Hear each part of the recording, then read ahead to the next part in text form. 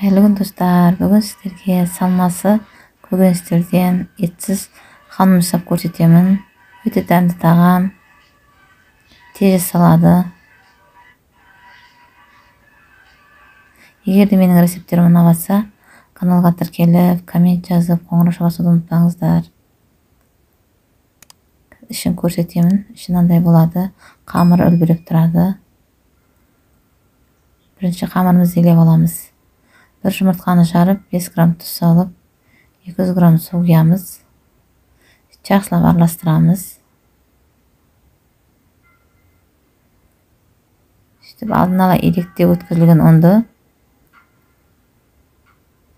жайлап салып, қастың көмегімен қозғаймыз.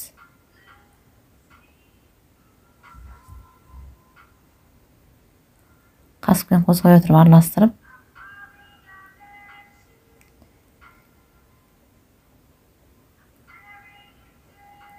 кейін қолымызбен жақсылап илеп, осындай 10-15 минутқа қамырымызды тындырып қоямыз илеп болғаннан кейін.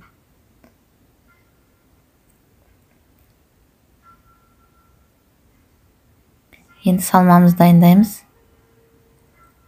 Салмамен де көкөністермен картоп, сәбіз, пияз, болгарский, помидор, сосын тартқыштан өткізілген құйрық керек. Бәрін майлап турап алдым. Енді қамырымды суалап, 4-ке бөлдім де, өстіп біреуін жайып, сүйеу майды жағып алам. 1 келкіп жағу керек қамырға.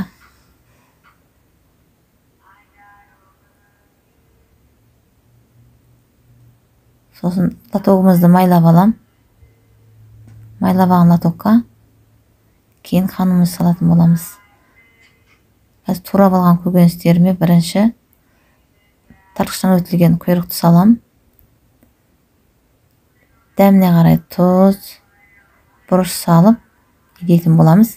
Ал помидор мен болгарский турал болған соңынан салам.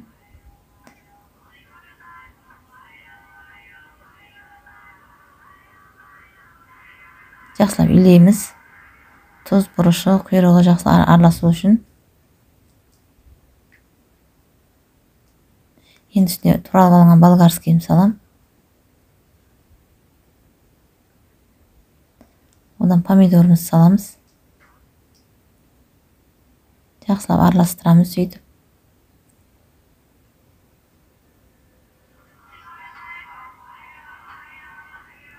Міне салмамыз дайын болды. Енді жайып, май жағып алған қамырымызға салманы жайып саламыз. Бетіне осылай шашып.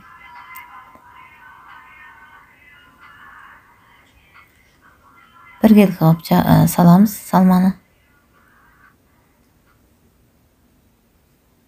Сөйтіп шетінен ораймыз осылай.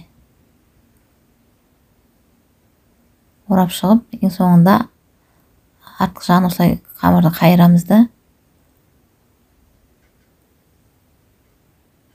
майлап қалған лотогымызға саламыз.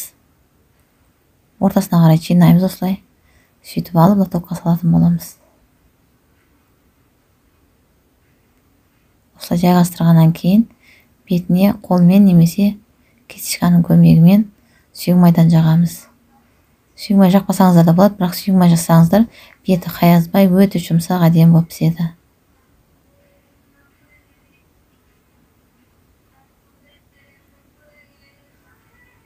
Елу минутта біздің қанымыз пісті.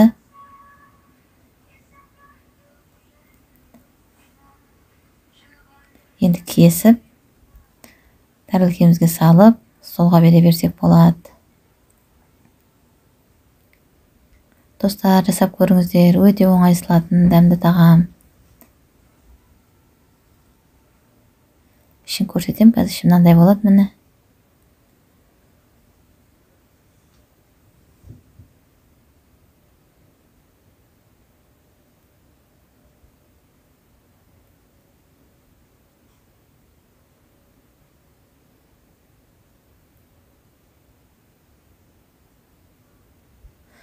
Егер де рецепт ұнап жатса, пікірлеріңізді қалдырыңыздар.